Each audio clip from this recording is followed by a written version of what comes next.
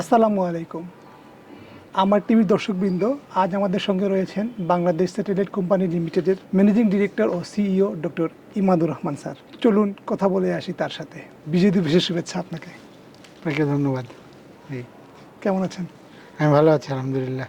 Doctor ইমাদুর Rahman, আপনি তো এরিকসনের মতো গ্লোবাল প্রতিষ্ঠানের সাথে কাজের পরে গত প্রায় 1 বছর তো চললো বাংলাদেশের বিএসসিএল কোম্পানিতে আপনি যুক্ত হয়েছেন ম্যানেজিং ডিরেক্টর এবং সিইও হিসাবে।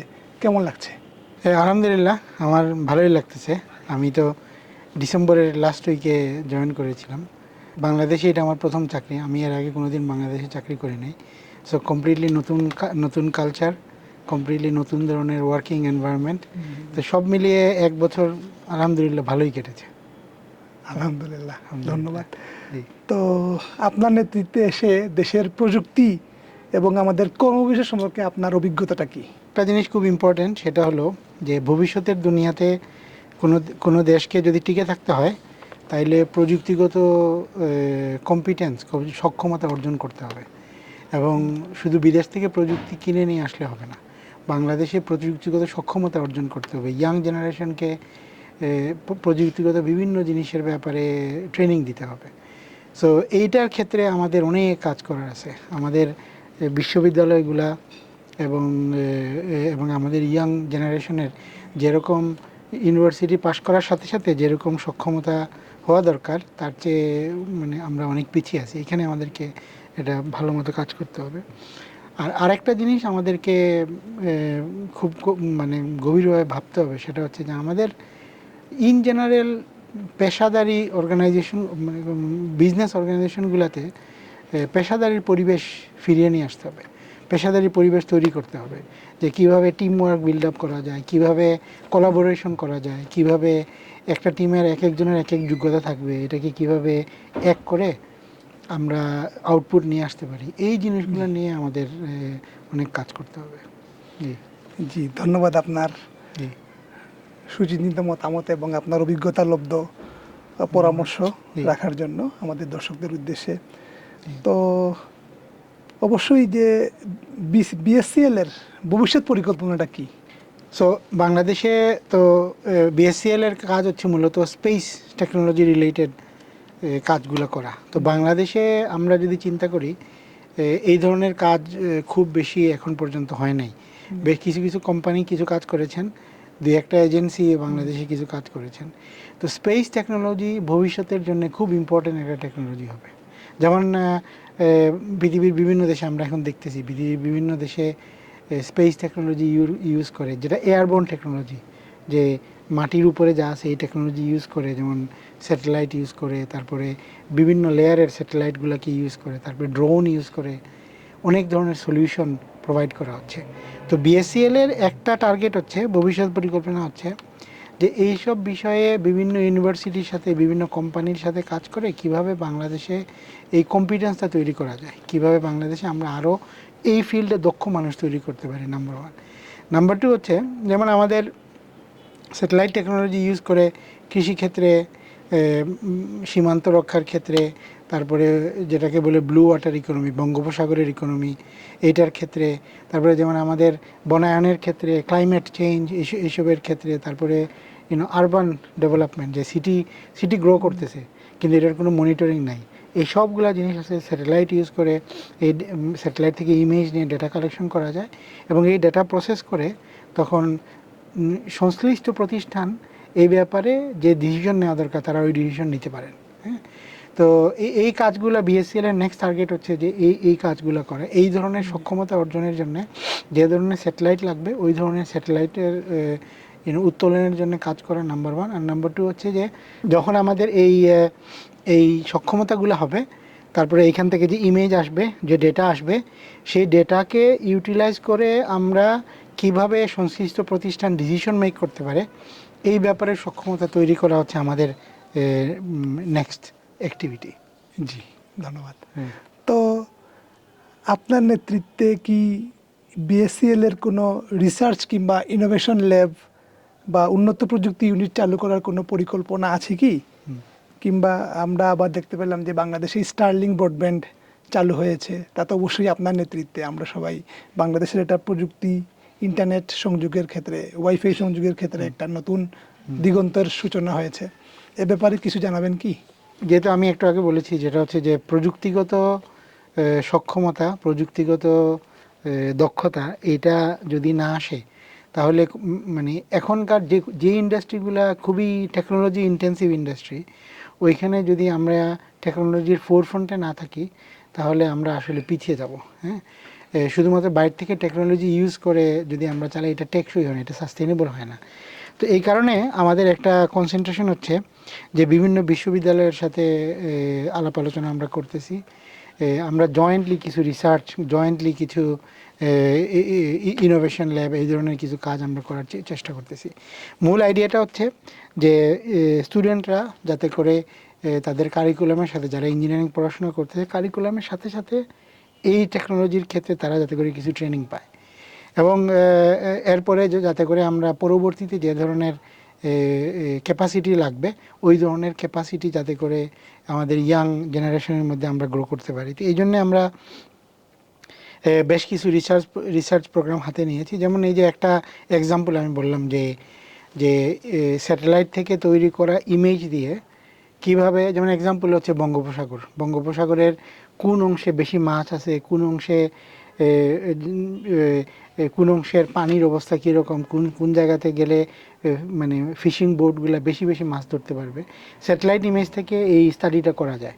এখন স্যাটেলাইট ইমেজ আমরা পাইলাম, কিন্তু এই ইমেজ তো স্টাডি করতে হবে। এই ইমেজ স্টাডি করার জন্য আরেক ধরনের কম্পিটেন্স লাগবে, এবং ছবিগুলো যখন অনেকগুলো ছবি হবে তখন এই মানে শুধু চোখ দিয়ে 10-15 জন রিসার্চার বসলে এটা করতে পারবে না, তখন এটা অটোমেটেড সিস্টেম লাগবে, এআই লাগবে। হ্যাঁ, তো ওই এআই এর সক্ষমতা অর্জন করার জন্য, এই ধরনের গবেষণা করার জন্য আমরা কাজ শুরু করেছি। স্টারলিংকের যেটা স্টারলিংক ব্রডব্যান্ড, সেটা হচ্ছে যে যে যেসব জায়গাতে বিশেষ করে ফাইবার অপটিক কানেকশন নাই অথবা ওয়্যারলেস নেটওয়ার্ক নাই, যেটাকে আমরা বলি যে মোবাইল নেটওয়ার্ক নাই, ওই সব জায়গা থেকে স্টারলিংকের ব্যবহার করার মাধ্যমে আমরা আসলে খুব হাই স্পিড ইন্টারনেট পাইতে পারি। ইভেন আমাদের দেশে যেহেতু ইভেন শহরাঞ্চলের বিভিন্ন জায়গা আছে যেখানে খুব ভালো কোনো ফাইবার অপটিক কানেকশন নেই, ওই জায়গাতেও আসলে স্টারলিংক অ্যান্টেনা দিয়ে ওই জায়গাতে খুবই হাই স্পিড ব্রডব্যান্ড কানেক্টিভিটি দেওয়া যাবে। তো এটার মাধ্যমে অ্যাকচুয়ালি এর মাধ্যমে আমরা আসলে এই যে একটা সার্ভিস, এই যে কানেক্টিভিটি সার্ভিস, হ্যাঁ, এটাকে আমরা আরও অনেক বেশি গণতন্ত্রায়ন করতে পারবো। এখন ডাজন্ট ম্যাটার যে কে শহরের কোন জায়গায় আছে, কে দেশের কোন জায়গায় আছে, যে কোনো জায়গা থেকে যদি ইলেকট্রিসিটি কানেকশন থাকে আর তার কাছে যদি স্টারলিংকের অ্যান্টেনা থাকে, তাইলে তারা ব্রডব্যান্ড কানেক্টিভিটি পাবে। তখন যখন স্টারলিংক বাংলাদেশে আসবে, আপনারা যখন পরিকল্পনা হাতে নিয়েছিলেন, তখন অনেকে বলেছিল এটা একটু ব্যয়বহুল। আসলে সুবিধা পাইতে হইলে তো অনেক কিছু সামনে মানুষ যে করেই, আপাতত তো কেমন এটা এখন মানুষের বাংলাদেশে ব্যবহারকারী কত এই পর্যন্ত, মানে স্টারলিংকের গ্রাহক এখন পর্যন্ত? স্টারলিংকের যেটা অনেকে যেটা বুঝতে পারেন নাই সেটা হচ্ছে যে, যেমন স্টারলিংকের একটা মিনি কিট আছে, স্ট্যান্ডার্ড কিট আছে। একটা স্ট্যান্ডার্ড কিটে 350 MBPS পর্যন্ত ডেটা রেট পাওয়া যায়। তো 350 MBPS মানে হচ্ছে, মনে করেন একটা বিল্ডিংয়ে যদি 10টা বাসা থাকে, 10টা তালা থাকে, এখানে যদি প্রত্যেক তালাতে 5 জন করে ইউজার, 50 জন থাকেন, রাফলি 350 MBPS হচ্ছে ভেরি গুড কানেকশন। তো এইটার বিল, আমি এক্সাম্পল, যদি 10,000 টাকা হয় তাহলে তো ভেরি চিপ। 50 জনের জন্য 10,000 টাকা হচ্ছে ভেরি চিপ। এটা আসলে একজন মানুষ যদি এটা ইউজ করে তাইলে ইজ হাই, কিন্তু এটা তো আসলে একজনের জন্য না, এটা হচ্ছে যে একটা গ্রুপ অফ কানেক্টিভিটি এটার জন্য। আবার কিছু কিছু ইউজার আছে যারা হচ্ছে ভেরি ভেরি প্রাইম ইউজার, হ্যাঁ, এরা হচ্ছে, তাদের জন্য আবার এটা অনেক সময় দরকার। তারা কিন্তু অলরেডি এরকমই খরচ করেন, এখনই তারা বিভিন্ন আইএসপি থেকে যে সার্ভিসগুলো নেন ওই পর্যায়েই খরচ হয় ওনাদেরও। সো আলটিমেটলি এটাকে যদি প্রপারলি যদি ডিপ্লয় করা যায় এবং প্রপারলি যদি ইউজ করা যায়, তাইলে cost is not very different. যাদের বেশি প্রযুক্তিগত স্পিড, হাই স্পিড এবং কোয়ালিটি সম্পন্ন ব্রডব্যান্ড নেওয়া দরকার, যেমন ব্যাংক, কমার্শিয়াল, বিমা, মাল্টিনেশনাল কোম্পানিগুলো, অবশ্যই ওদের উচ্চগতির জন্য তো স্টারলিংকের অবশ্যই প্রভাব রয়েছে। অবশ্যই। আরেকটা জিনিস যেটা বুঝতে হবে সেটা হলো যে এটা এটা হচ্ছে সার্ভিস ওই জায়গায় যেখানে অন্যান্য সার্ভিস নাই। জি, তো ওই জায়গাতে ভ্যালুটা কি, ভ্যালুটা হলো অন্য কেউ দিতে পারতেছে না, তো যার কারণে কিছু কষ্ট আসবে। জি, জি। So in that way it's not very expensive. ধন্যবাদ আপনাকে গুরুত্বপূর্ণ কিছু বিষয়ে আমাদের দর্শকদের উদ্দেশ্যে বলার জন্য। আমরা তো সবাই জানি যে বাংলাদেশের একটা অন্যতম সমস্যা হচ্ছে বেকারত্ব। তো এই বিএসসিএল এর মানে বাংলাদেশের বেকারত্ব দূরীকরণে কোনো প্রভাব কিংবা কোনো পরিকল্পনা আছে কি? বিএসসিএল তো একটা ছোটো কোম্পানি, তো এটা হয়তো বা, এবং এটা একটা ভেরি হাইটেক কোম্পানি, তো যার কারণে এইখানে আমরা যেটা করতে পারি সেটা হলো যে এই যে হাই স্কিলড যে ইঞ্জিনিয়াররা আছে, যে প্রকৌশলীরা আছে, তাদেরকে আমরা এমপ্লয় করতে পারি, দ্যাট ইজ ওয়ান থিং। কিন্তু বাংলাদেশের ইন জেনারেল বেকারত্ব দূরীকরণের জন্যে আমাদেরকে আসলে সরকারিভাবে এবং বেসরকারিভাবে কারিগরি শিক্ষাকে ছড়াই দিতে হবে। কারিগরি শিক্ষাকে যদি আমরা ছড়িয়ে দিই তাহলে দেখা যাবে যে পৃথিবীর বিভিন্ন দেশে যেসব রিকোয়ারমেন্ট আছে, হ্যাঁ, ওই ধরনের যে ধরনের জব অ্যাভেলেবল আছে, ওই ধরনের চাকুরির জন্য যে ধরনের যোগ্যতা লাগবে, সেই ধরনের যোগ্যতা আমরা যদি আমাদের ইয়াং জেনারেশনের মধ্যে ট্রেন করি, তাহলে দেখা যাবে যে তখন আমাদের বেকারত্ব দূরীকরণের একটা উপায় বের হবে। তো এই জন্যে খুব ইম্পর্টেন্ট হলো সরকারি এবং বেসরকারি বিভিন্নভাবে এই সক্ষমতাগুলো তৈরি করা, এই কারিগরি শিক্ষার সুযোগ তৈরি করে দেওয়া এবং কারিগরি ট্রেনিংয়ের ব্যবস্থা করে দেওয়া, যাতে করে, যেমন এখনকার সময়ে এআই হচ্ছে একটা জিনিস যেটা আগামী দুনিয়াতে এটা খুব ইম্পর্টেন্ট হবে, মেশিন লার্নিং হবে আরেকটা জিনিস, সাইবার সিকিউরিটি হবে আরেকটা জিনিস। তো এই দক্ষতাগুলো যেমন যেমন পৃথিবীর বিভিন্ন দেশে নার্সিংয়ের জন্য অনেক নিড আছে, অনেক জায়গাতে টেকনিশিয়ানদের জন্য অনেক নিড আছে। তো এই ট্রেনিংগুলা যদি রান করা হয় তাহলে তখন দেখা যাবে যে আমাদের তরুণ যুবকদের মধ্যে আমরা হয়তো বা বেকারত্ব আমরা দূর করতে পারবো। এটা হচ্ছে এক জিনিস। আরেকটা জিনিস হচ্ছে, এটা আমাদেরকে চিন্তা করতে হবে, সেটা হলো আমাদের আমাদের যেহেতু যুবকদের মধ্যে, যুবক যুবতী সকলের মধ্যে ইউনিভার্সিটি ডিগ্রি নেওয়ার পরে অনেকের ফিলিং হলো যে সার্টেন কাজ আমি আর করতে পারবো না। এইটাও কিন্তু, এই মানসিকতাও চেঞ্জ করতে হবে। সকল ক্ষেত্রে আসলে কাজ করার জন্য, সকল ধরনের কম্পিটেন্সের জন্য সবাইকে আসলে ওইভাবে ট্রেন করতে হবে। এই জন্য একটা কালচারাল শিফটও দরকার, আদারওয়াইজ এই বেকারত্ব দূরীকরণ করা খুবই চ্যালেঞ্জিং হবে। জি, এক্স্যাক্টলি। সবাই আমরা সংবাদপত্রের মাধ্যমে বা নিউজে আমরা জানতে পেরেছি যে লাস্ট যে জিএমটা হলো আপনাদের, তো প্রতিষ্ঠার পর থেকে প্রথম এই বিএসসিএল কোম্পানিটা আপনার বরিষ্ঠ নেতৃত্বে লাভের মুখ দেখেছে আর কি। তো এ ব্যাপারে আপনি কি করে এটা, মানে গত বছরের আপনার করণীয় কি ছিল, এই পর্যন্ত যদি দর্শকদের উদ্দেশ্যে যদি কিছু বলতেন। তো আমরা এই বছর 2000 মানে 24-25 অর্থ বছরে এই প্রথমবারের মতো ইয়ার অন ইয়ার অ্যাকাউন্ট, হ্যাঁ, বার্ষিক অ্যাকাউন্টে আমরা এই বছর অপারেটিং প্রফিটে এসেছি। তার মানে হচ্ছে টোটাল রেভিনিউ, এটার থেকে আমরা যখন আমাদের অপারেটিং কস্ট আর ডেপ্রিসিয়েশন কস্ট মাইনাস করে আমরা এই বছর 38 কোটি টাকা আমরা প্রফিটে এসেছি। যেটা আমরা মূলত এই বছরে করেছি, যেটা গত বছরে যেটা আমরা মূলত করেছি সেটা হলো যে আমরা কিভাবে আরও নতুন কাস্টমার খুঁজে পাওয়া যায়, এই আমরা যে সার্ভিস প্রোভাইড করি এই সার্ভিসটার জন্য আমরা কিভাবে আরও বেশি রেভিনিউ জেনারেট করতে পারি, এটা নিয়ে আমরা অনেক কাজ করেছি, নাম্বার ওয়ান। এবং আমরা নতুন বেশ কিছু কাস্টমারদেরকে আমরা কী করেছি, জোগাড় করেছি, নাম্বার ওয়ান। নাম্বার টু হলো সকল কাস্টমারদেরকে আমরা আন্তর্জাতিক মানে কাস্টমার সার্ভিস দেওয়ার জন্য চেষ্টা করেছি। নর্মালি সরকারি প্রতিষ্ঠানগুলোতে এই বিষয় নিয়ে অনেক কমপ্লেইন, অনেক কিছু। আমরা কী করেছি সেটা হলো যে আমরা ঠিক করেছি যে আমাদের কাস্টমারদেরকে আমরা বেস্ট সার্ভিস দিব, এবং এটার জন্য আমরা যথাসম্ভব চেষ্টা করেছি কাস্টমারদেরকে প্রপার গ্রাহক সেবা দেওয়ার জন্য। তারপরে আমরা আরও কিছু জিনিস করেছি, সেটা হলো যে কস্ট ম্যানেজমেন্ট করার চেষ্টা করেছি। যদি কোথাও বেদরকারি খরচ, সেটাকে কমিয়ে এনেছে। আবার অন্যদিকে যদি দরকার পড়ে তাহলে আমরা বেশিও করার জন্য রেডি ছিলাম, বিকজ বেদরকারি খরচগুলো কমিয়ে আনার জন্য আমরা করেছি।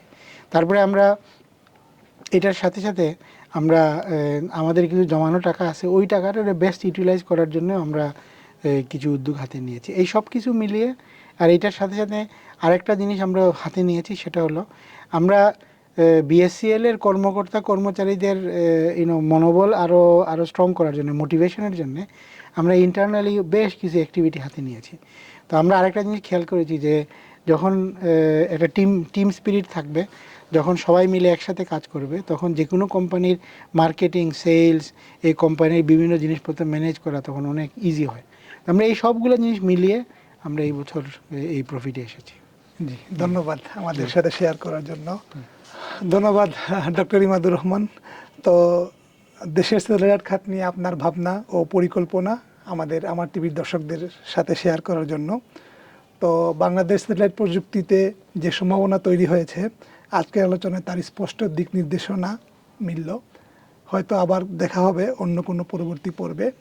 তো আজকে আমরা এই পর্যন্তই বিদায় নিচ্ছি। আমি ইশফাকুর রহমান, আমার টিভি প্রতিনিধি, বাংলাদেশ। আসসালামু আলাইকুম। সালাম। ওয়ালাইকুম আসসালাম।